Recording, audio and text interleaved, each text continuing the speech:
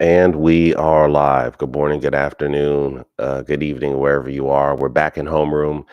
If you missed it, you missed it. I'm not going to try to spend too much time on the recap, but what is it called? Our latest conference, uh, Rise to Stall, Progress to Backlash. I'm not sure which one I went with, but it was great.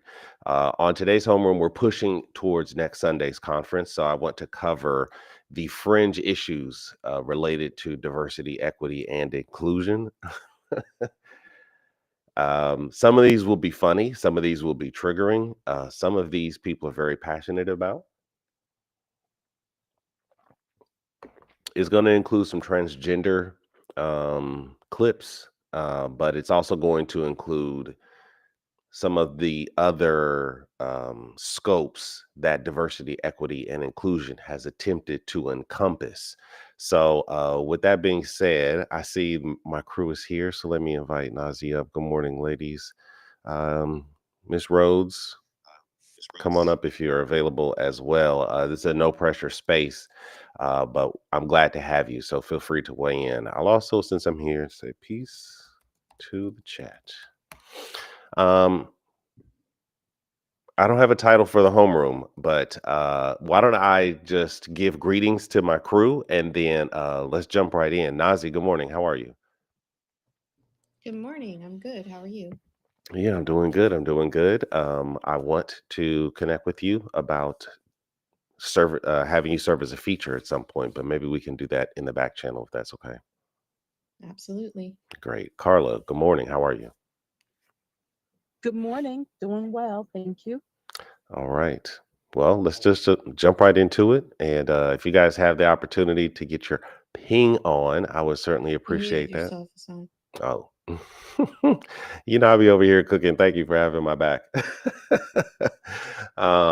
If you guys could get the ping going while I set this stage up. Also want to give greetings over on YouTube. Leticia Wilson is joining us as well. Good morning. Good morning. Okay, listen, I think Leticia, if you could help me confirm my audio, if it's piping through to YouTube, I would appreciate it. Second, I will say that I do not own the copyright to any of this content. So if you are the copyright owner, just let me know. I'm sure we can work it out. Okay. Let's start with this one. No, no, no, no. Let's start with this one. We'll get into it.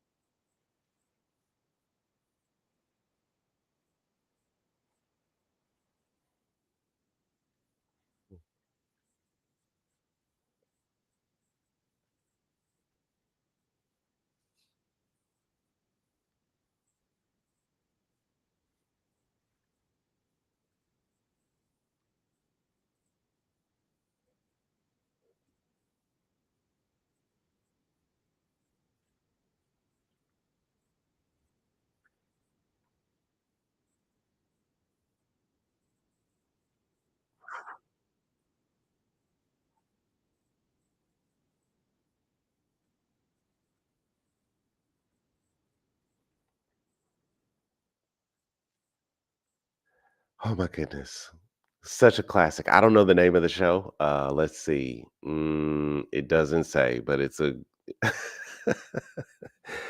asymptomatic to Tourette's. Are we going too far? This is a culture.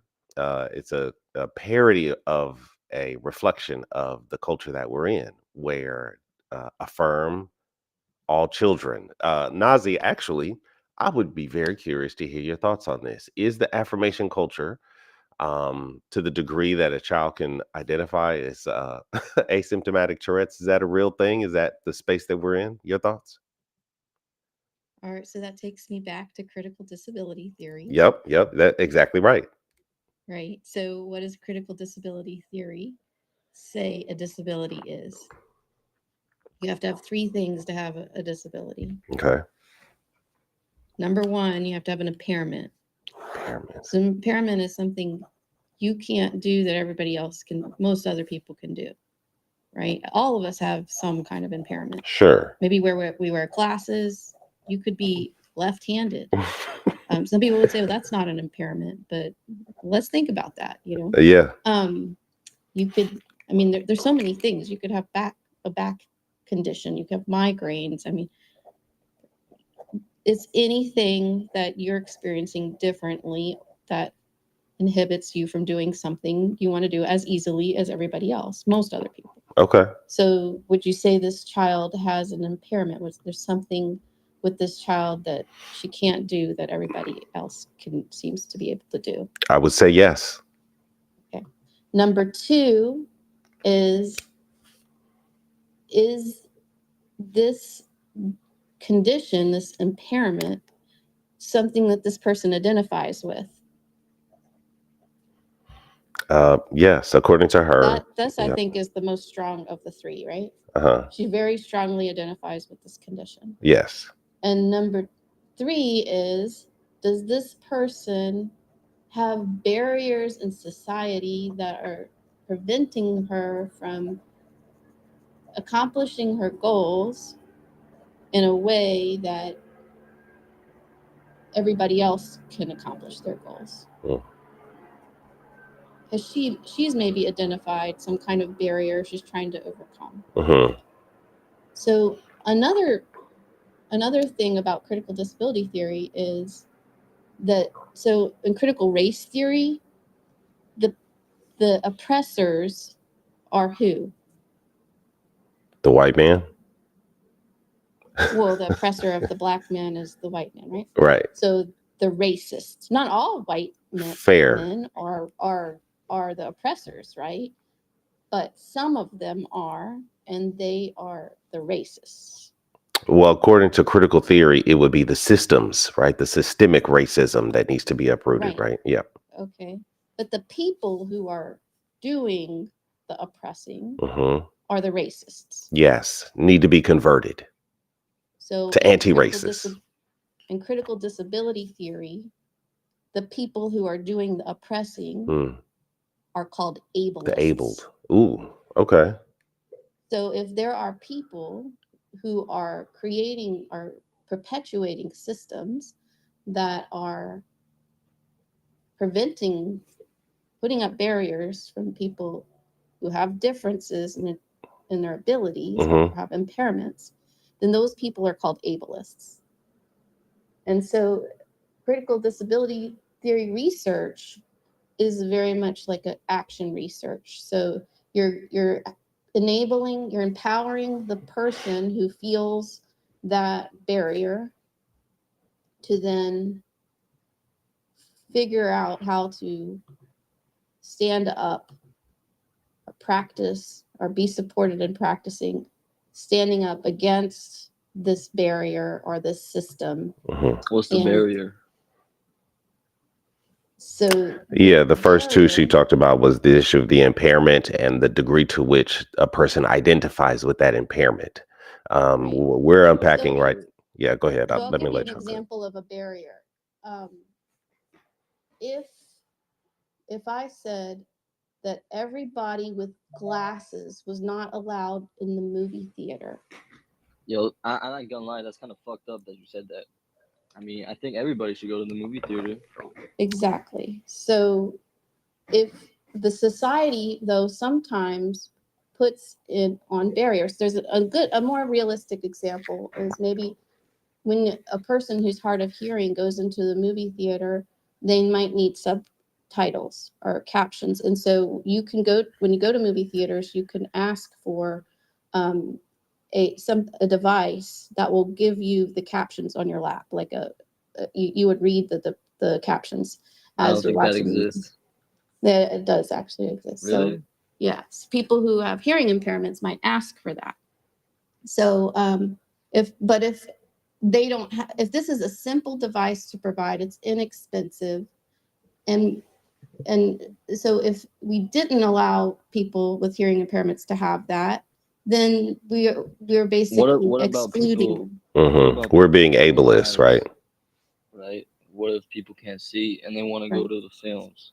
Right. So then there are also devices that give you a verbal description. You could put it in your Okay. ear, and it gives you But a what- verbal description of But what's what going on about in the movie. when you can't see and you can't hear? Then you fucked. Let's hold on. Let me jump in right quick. Finn, I appreciate you. I love your energy. I want to let her land her plane, and then actually Carla was in the queue, and then I'd love to hear your share. Yeah, that's a great idea. All right, Nazi, go ahead, land your plane. All right. So the whole point of critical disability theory is that you help empower people to identify the barriers that they are trying to overcome, that society has maybe even either but the reason society puts these barriers in place a lot of times is because of resources. So you might have, maybe you have another good example of barriers that are put up is children with dyslexia need structured literacy. Structured literacy is very systematic and direct, and it's usually in a small group. So you need also teachers who are trained. This is a lot of training that goes into being a teacher of dyslexia. So in elementary schools, if actually we would give the structured literacy to everyone would benefit from it.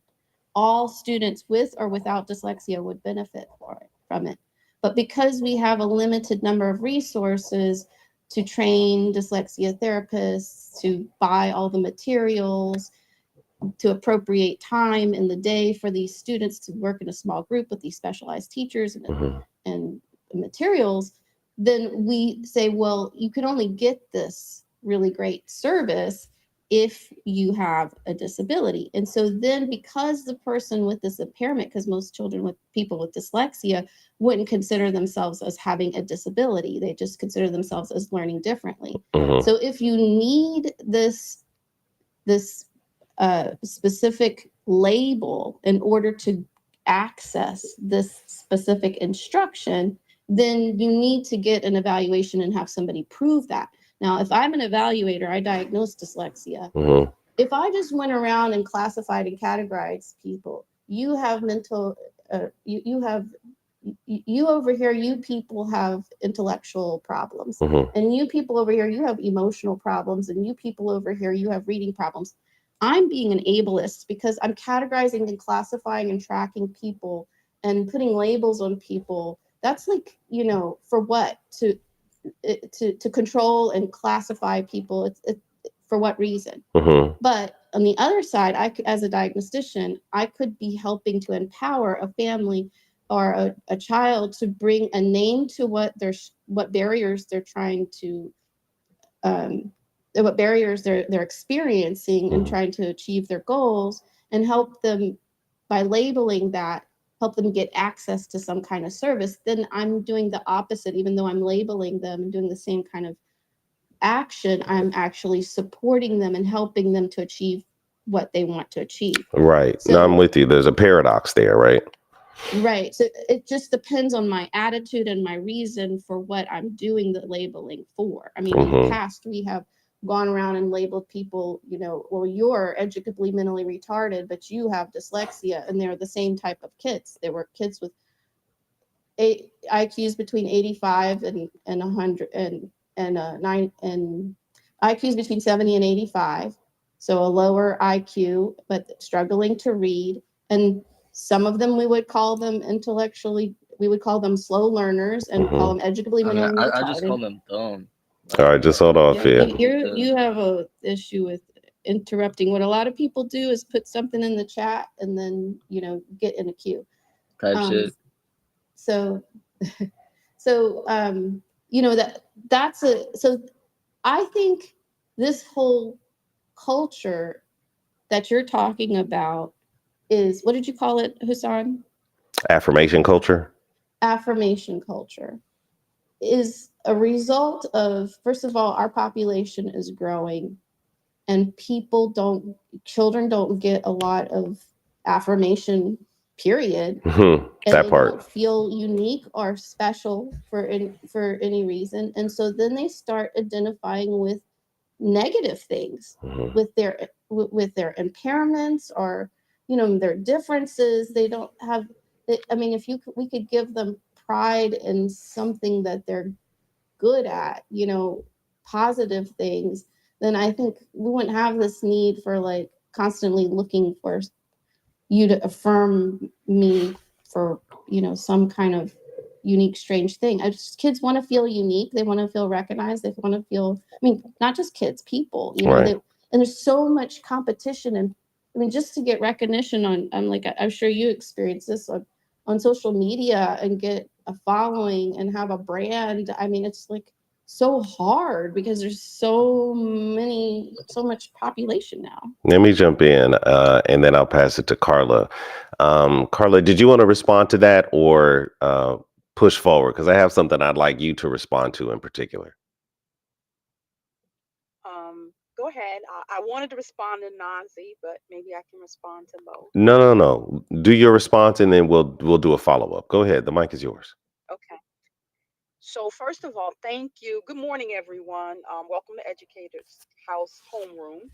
I wanted to say, Nazi, that was very educational. I was listening intently to what you were saying, and at first you were generating feelings of pushback. I was like, oh, I can't believe she's saying that. But that's why it's important to listen until the end, right? So when you spoke about enabling or being an ableist, or that they can feel that they're impaired, they can be reasonably impaired to the ability that they can't do things like others, etc. I was thought you were going down this path of that it was okay to do that, right? But then you hit on they must be diagnosed. And so I was like, okay, thank you, Nazi. Because for me, the thing I'm seeing, this self-diagnosis and expecting compensation, if taken too far, can simply be manipulation of the system That's and a fact. expecting people to move because you are determining you are a certain way. Then, as you were talking, I thought, well, why not let the child self-identify that way, right? Because that's what she sees herself as, or he sees himself as. Because truly, if I see myself as a male and I want to identify as a male, we have grown men who were allowed to compete with young women because he identified Mhm. as a 12-year-old girl. Mm. And we compensated him by allowing him to do the very thing that he wanted to do, although it impacted others in society. So why shouldn't a child identify that way if this is the way we're going to allow people to live? Hmm. I'm not saying I agree with it, but I'm just raising the question. Actually, it's a great segue. So now let me, with the laying that groundwork, let me resonate with that very thought. Oh, it's so hard to pick, but let's go there since we're talking about it.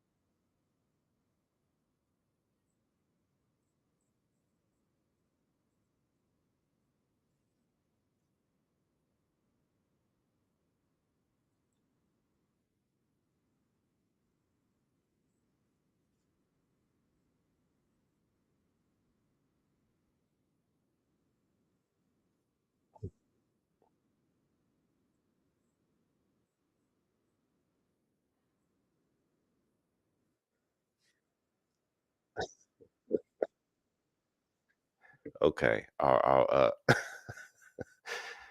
Is it going too far, Carla? Is this the environment now? Again, maybe it's a safe space for them to explore and use imagination. My son thought he was a dragon when he was 8. Now, these particular people are, post puberty, but they're on talking to each other, doing their thing. Um, w- is it? So Yeah. Let me see what comes up. I'll close my mic. Y'all go ahead.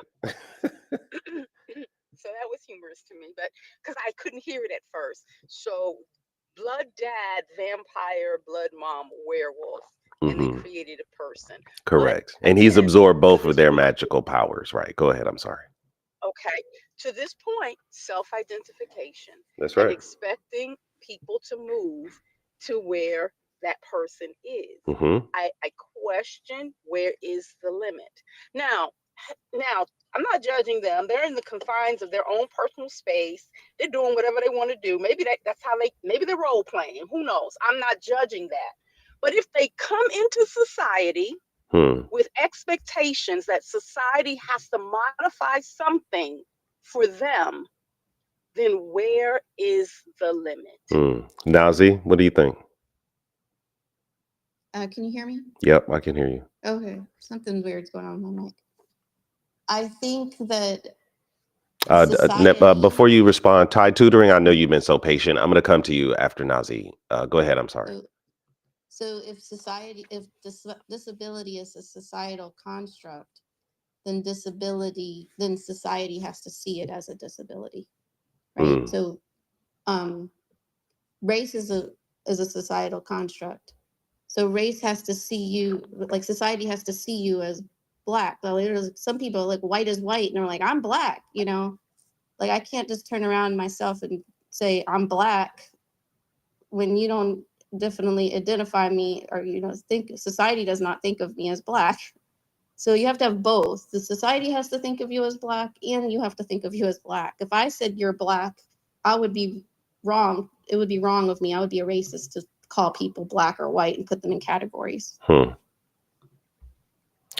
But Nazi, is it not true that you can do that? You can go somewhere and fill out an application and check that you're black. No one can question that. And they have to accept how you've identified. Or am I wrong on that? Because Right, but I mean, you would generally have a hard time once you showed up. Like the rest of society would be like, "Seriously, you're black?" I mean, I think it is twofold. Yeah. Let me jump in because I do want to bring Tide Tutoring in.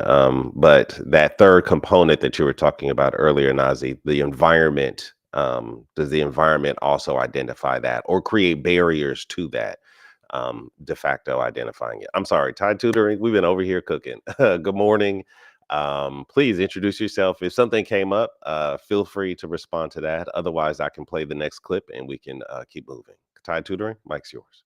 Yes, it's great to be here. Thank you. It's great to be around other teachers. I don't have anything to say at this time, but I just wanted to come hang out with you guys because it's good to be around fellow teachers. Not very much, not very many rooms on education and on Clubhouse. So glad to be here. Yeah, no, you're welcome. Hang out. If something comes up, feel free to jump in. While I'm here, shout out to the folks that are in the listening lounge, Omar, Coco, blockchain, EDU. I love that. Let's talk about it. Hawa, Collect, and others. Thanks for coming through, holding space. We are closing up our series on diversity, equity, and inclusion. I've done a whole historical deep dive. There is a link on YouTube at Educator's House where you can go through the journey with us. And we're at the point in history now where we're questioning if there are these unintended consequences of being so inclusive and creating such a sense of belonging that people start to either take advantage of that or, excuse me, or, what can I say? It becomes a bit of a liability for society writ large. Okay, there's something else that I want to offer up, which is on this clip. I hope the audio is coming through well enough. I'm going to leave that one alone. It's too good. Too good. All too good. Let's go to the breaking news. All right. Enjoy this clip, which I think marries the things we've been talking about pretty well.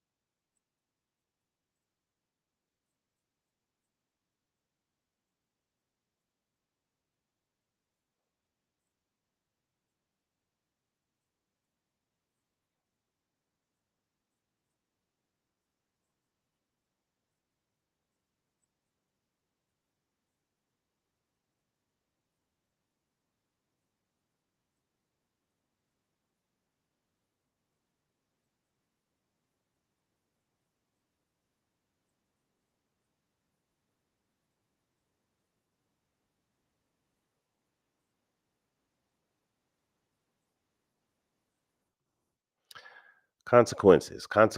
This, I think, is where it goes from a person just identifying however they want, if that's a vampire, werewolf, a hybrid, or a girl. And now they're keeping information from parents. Nazi, is this going too far? Well, this is going to be a ongoing debate and conversation. I can't pretend to have an answer for it. Everybody's got their own values and their own limits to what's acceptable for them in the society that they want to bring their kids up in. But I would say there was a point I was going to make, slipped my mind. Come back to me. I was thinking about something. Okay, no problem. I was just want to acknowledge YouTube. I got it, and I will do that for the next one. Okay. For me, I think this is where the rubber starts to meet the road in a very practical way. Because if the governor of California has signed into law preventing the educational institution from informing the parent that they want to, that the student, how do I say, will not be able to inform parents without the student's permission, which is the highlight for me regarding affirmation culture. That what their what they identify as is the isness part, right? Um, then the school can actually, if I'm not mistaken, take that child down the road of medical intervention, and still not have the parent informed. I'd have to verify that.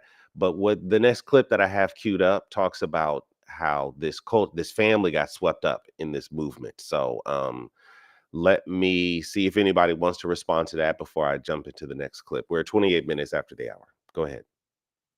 First of all, a housekeeping thing. I'm not able to put anything in the chat. I was wondering if anybody else was able to do so.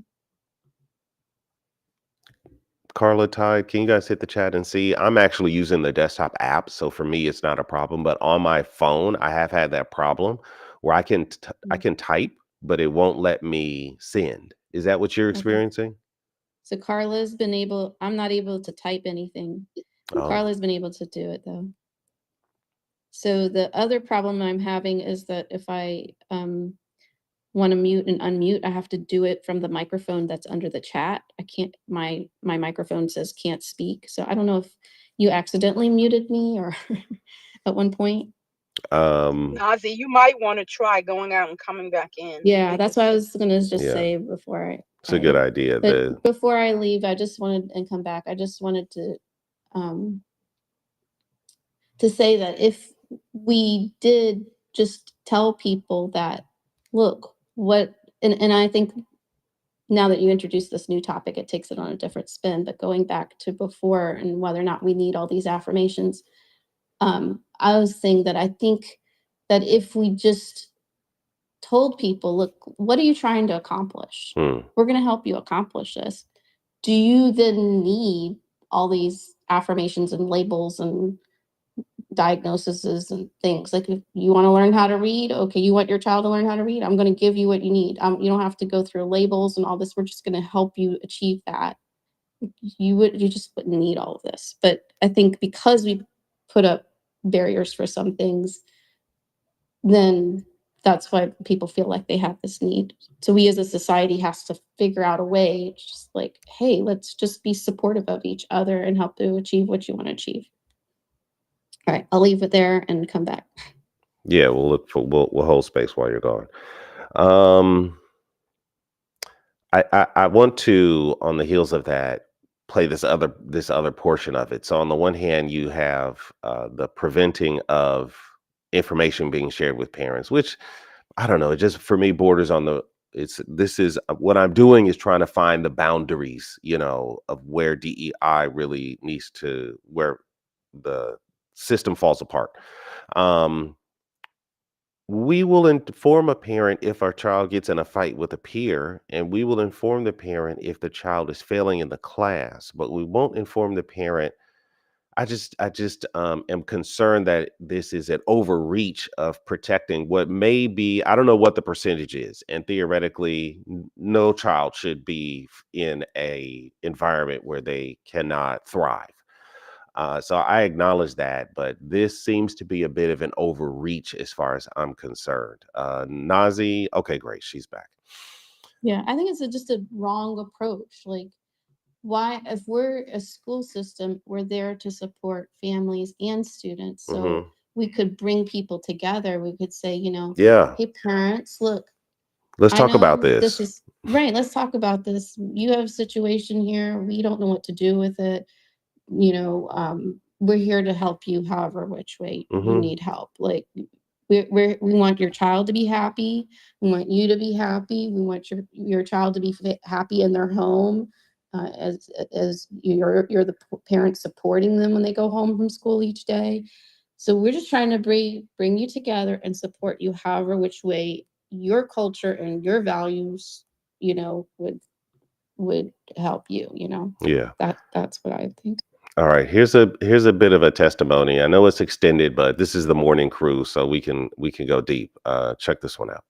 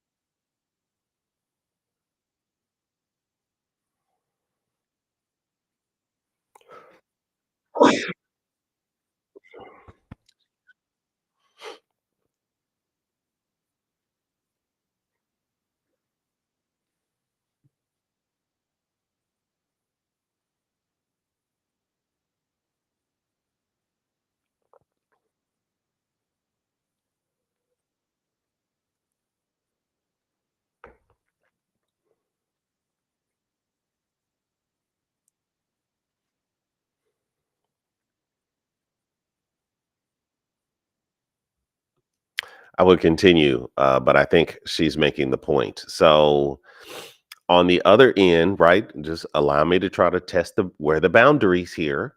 There is a criticism that this is some, what would I call it? A conspiracy of control. And this is another layer where DEI is pushing itself in, just like the criticism in our space in education. There's this bureaucratic layer of DEI people that go around and do harm.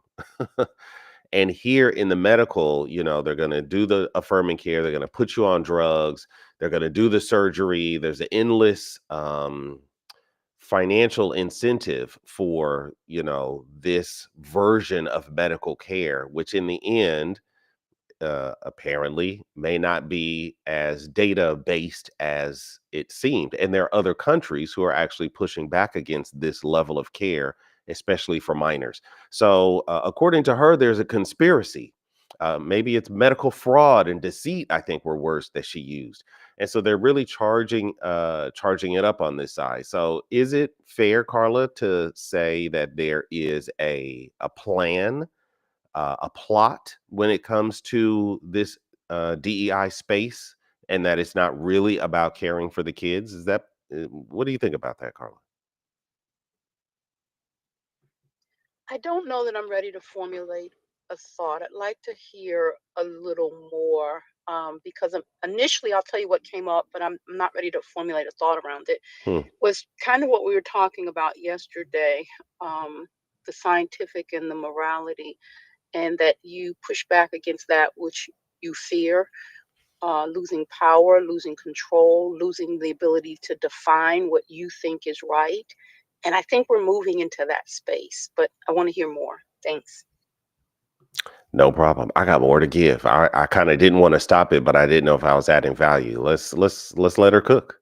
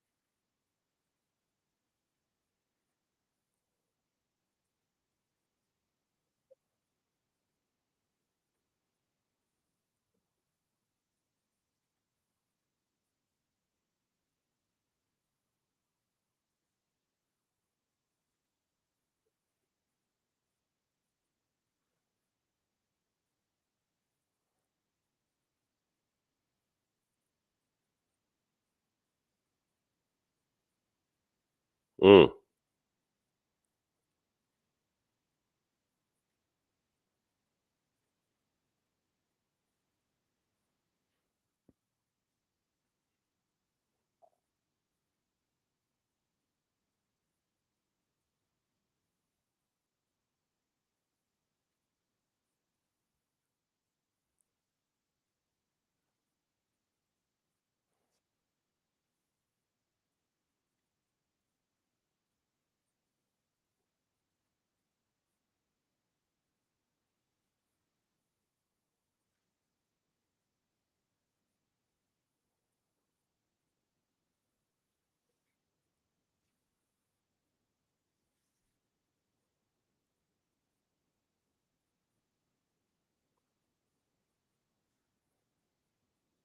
mm,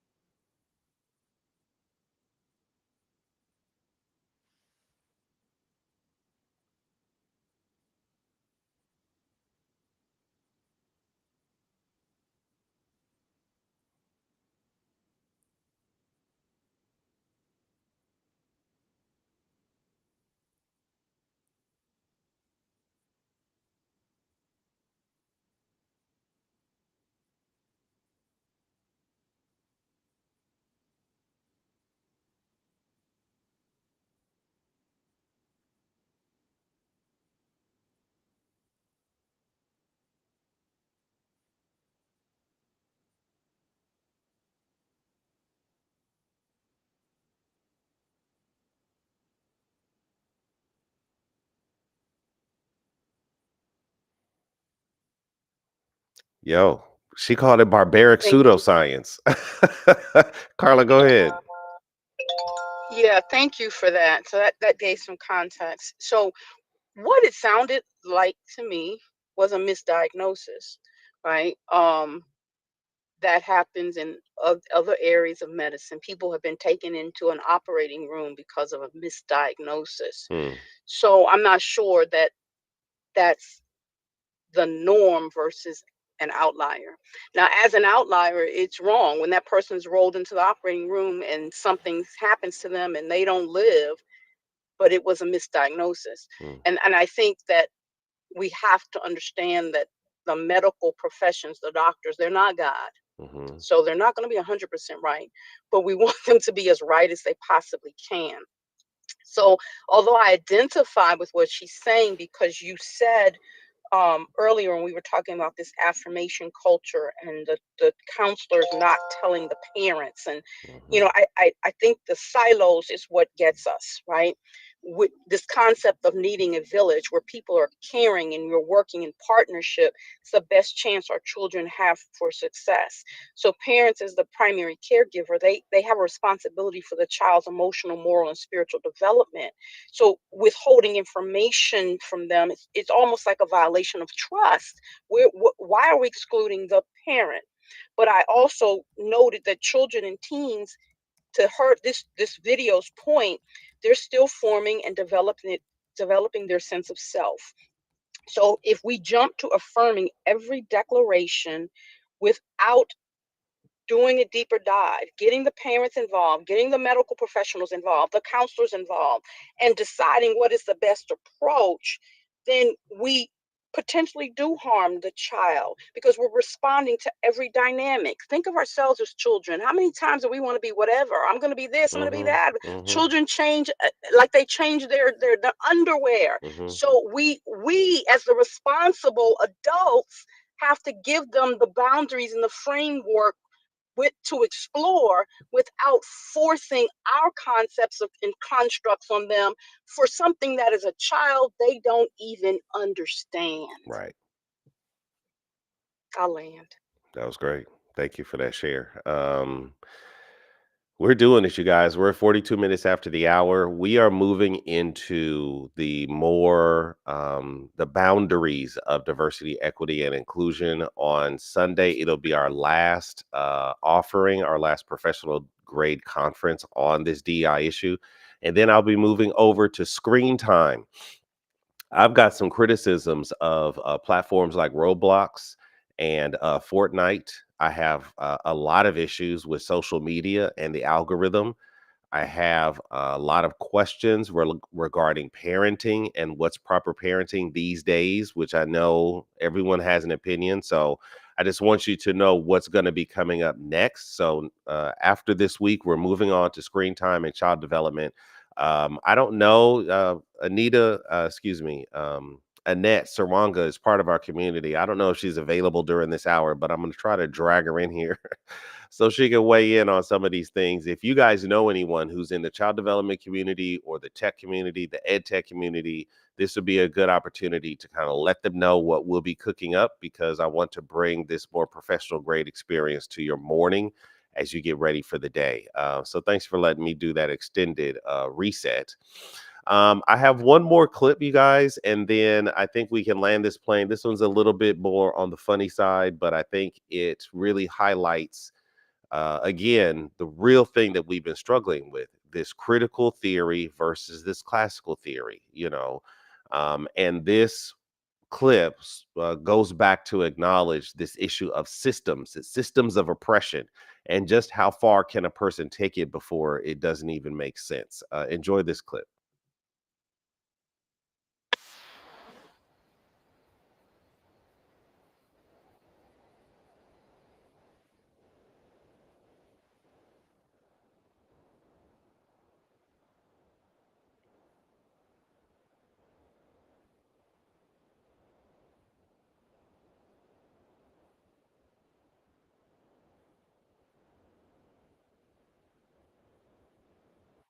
Can I just interrupt right quick? So, Loretta or Stan is actually among this is if you're watching YouTube, you'll be able to see it.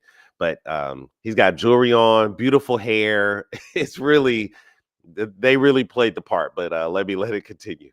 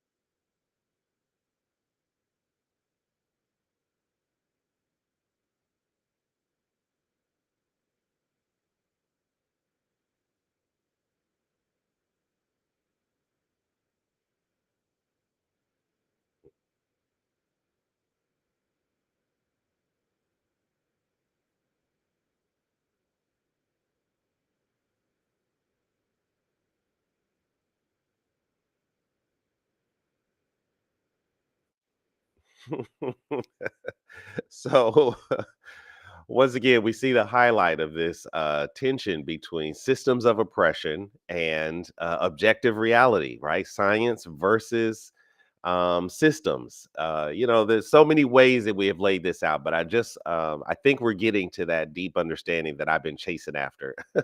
I think I can finally let this bone go after this week. So, listen, guys, thank you guys for coming through. You'll see, I've got a few more ideas as it relates to how this intersects and where it starts to spin out. So we'll see you next week, Wednesday, around same time, 46 minutes ago, whatever time zone you're in. We'll do another homeroom also on Friday, and then I'll see you on Sunday for our final treatise on diversity, equity, and inclusion. Do you guys have any remarks, anything remarkable about today? I'll pass the mic around for final thoughts. Carla, why don't you start us off? No, I just wanted to say this Wednesday, correct? You said next Wednesday. I'm sorry. Yeah, I'll see you in 2 days' time, about 47 hours from now. Yes, I'll defer to Nazi for comments. Thank you. Any final thoughts, Nazi? I think we have to stop saying what's wrong with these people that they need all these affirmations, or what's wrong with their, with them, to saying what's wrong with our society that is creating that. Mhm. Yeah, that's a powerful thought. We're going to get into it. That is the big question, isn't it? Tide Tutoring, do you want to give any final greetings before we close this party down? Yeah, just wanted to say I appreciate you holding this space and for all the recordings and things like that. I think it leads to and provokes a pretty stimulating conversation and dialogue. You understand my mission, and I didn't even share it with you. Look at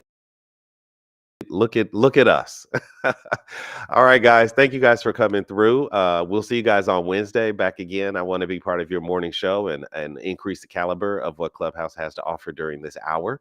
And we'll do our live conference. Make sure you check us out on YouTube at Educators House, and we'll see you next time. We'll close this room down. 5, 4, 3, 2, 1. Peace, everybody.